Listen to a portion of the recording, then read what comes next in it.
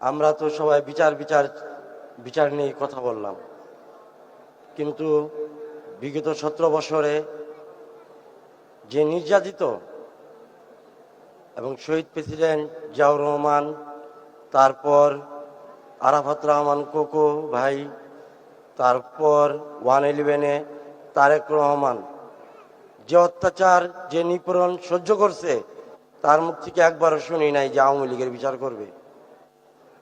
কয়েকদিন আগেও বললো কি, যেটা অতীত হয়ে গেছে সেটা নিয়ে করলে কি আমি আর ফেরত পাবো? আল্লাহ তাআলা তার কোন মাটিতে বানাইছে? এই জন্যই সারা বিশ্বের মানুষ বলে আপসীর নেত্রী বেগম খালেদা জিয়া।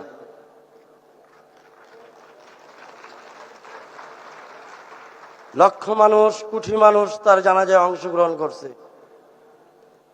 তার কোনো ভিটা বাড়ি দেশের বাইরে নাই, সে দেশের শেষ নিঃশ্বাস ত্যাগ করলো এই খুনি হাসিনা।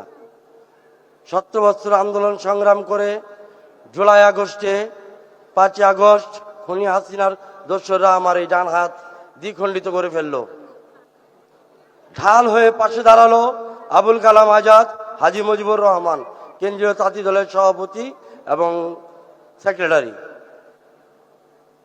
তারা বলল, আলামিন তোমার ভয় নাই, তারেক রহমান তোমার পাশে আছে, আমরা তোমার পাশে আছে, তুমি সুস্থ হবে।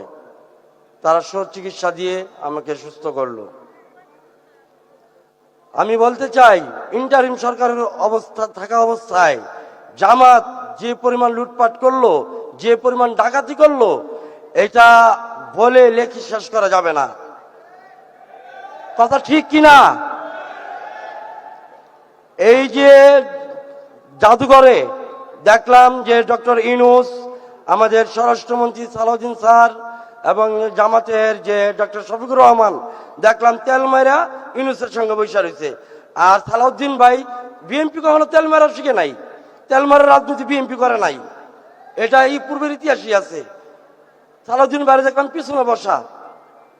আজকে আল্লাহ তাআলা তার স্থান তাকে ঠিকই দিচ্ছে।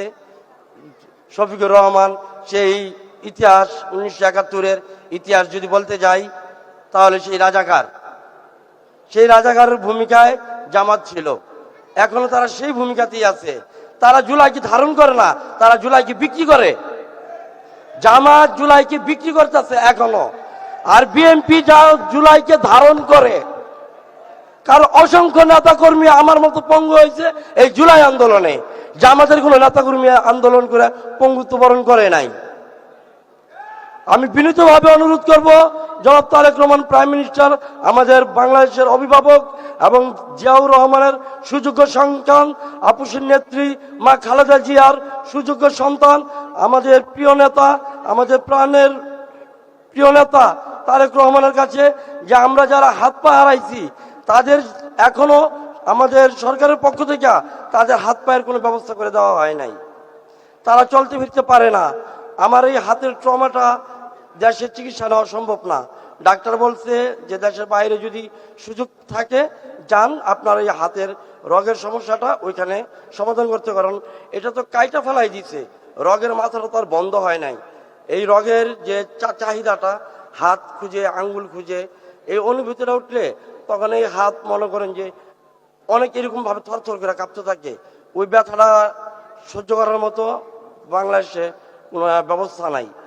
আমি আমাদের অভিভাবক এবং বাংলাদেশের অভিভাবক, 18 কোটি মানুষের অভিভাবক, যাকে বিজয়ী করছে বিপুল ভোটে, দেখেন বিএনপিকে ভালোবেসে কি পরিমাণ মানুষ আন্দোলন সংগ্রাম করে।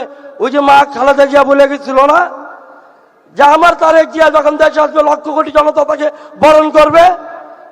মার কথা মিথ্যা হয় না, ভবিষ্যৎবাণী বলতে পারে, এটা হলো বাস্তব প্রমাণ। আমাদের বয়স তো অল্প। মা খালেদা জিয়া যখন ময়মনসিংহ গেছে সমাবেশ করতে, তখন আমরা ওই সমাবেশে অংশগ্রহণ করি 2006-এ। তখন স্লোগান ছিল একটাই ময়মনসিংহের, ডাক দিয়েছে লিটন ভাই, ঘরে থাকার সময় নাই। ওই স্থান থেকে আমার রাজনীতি শুরু। তো ধন্যবাদ, অনেক সময় নিয়ে নিয়েছি। আমি চাই আমাদের পুনর্বাসন এবং হাত পায়ের যাতে prime minister Tarek Rahman sir যাতে আমাদের ব্যবস্থা করে দেয় অতি শীঘ্রই, এটা আহ্বান রাখছি।